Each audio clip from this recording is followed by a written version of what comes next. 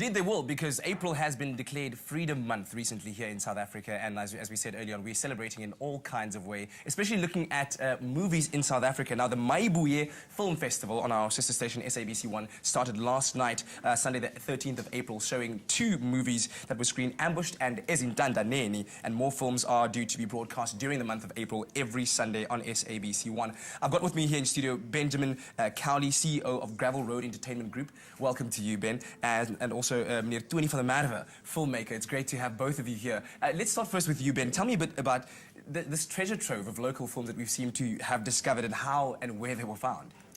Well, we've been actually tracking them down through various places, starting actually with 20. When we first met 20 kind of let us know, well, I've got these 6 films lying in my garage. Would they be of any interest to you? And through further kind of discussions and investigations, we discovered that there were literally hundreds of other movies out there. And from going from person to person, you know, the guys who were producing during that era, yes. And within that network, we're actually finding a lot of the films still sitting in their garages. Some of the films were in the state archives. So it's really been, you know, a year-long process of actually tracking down the titles. And we're talking movies from the 70s, the 80s, so many decades have passed by since then. How did you restore these films and make them, you know, get them in the right kind of condition to broadcast now? Obviously, when we get the films in, you know, we get them in the original film print. So this is the days before video.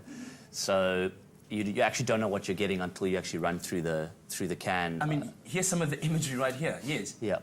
So, as you can see on the left-hand side, I mean, that's obviously quite a badly scratched copy of the film. We go through a cleaning process, so we physically clean the film. We then scan it, and then we use software that actually digitally removes frame for frame scratches, marks, and all that sort of picture noise. At the same time, there's also an audio process that goes through, because, you know, what you're seeing on the picture is similar on the audio. You're going to hear those scratches, you're going to hear the dust.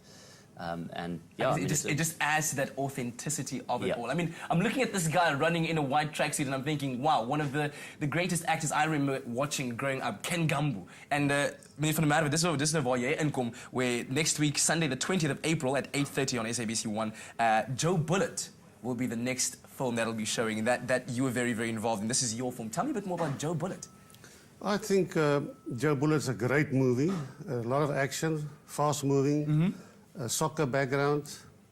I personally think it's a great movie, and there's a lot of historical value to the movie. Yes. In the sense that this was the first movie with a purely black cast, and it was the first South African movie that was banned outright by the government of the day. Yes, yes. So it is definitely a very, very historical movie and very close to my heart. That was my first movie. I was going to ask that, my next question, what does it mean to you to finally have the freedom, if you were to say, to have your movie broadcast, to tell the story, because there was a significance as to why the movie was made when it was?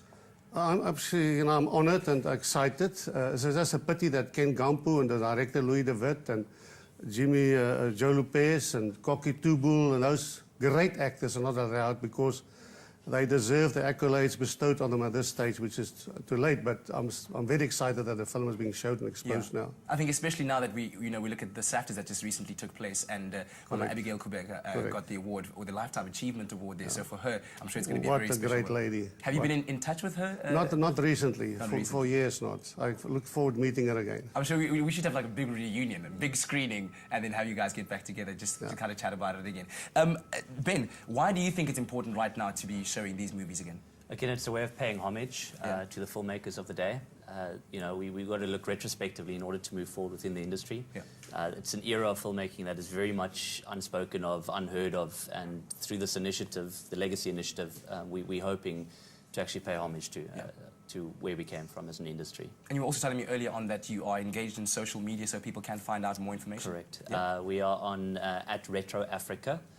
Africa spelled with a K, as well as Facebook, which is the /Retro Africa, Africa with a K, and basically there we're going to all the details in terms of what we're restoring, how many movies, etc. I mean, this project is going to be a 3-year-long project, over 100 titles. So lots more to come. Ben, thank you very much, Tony.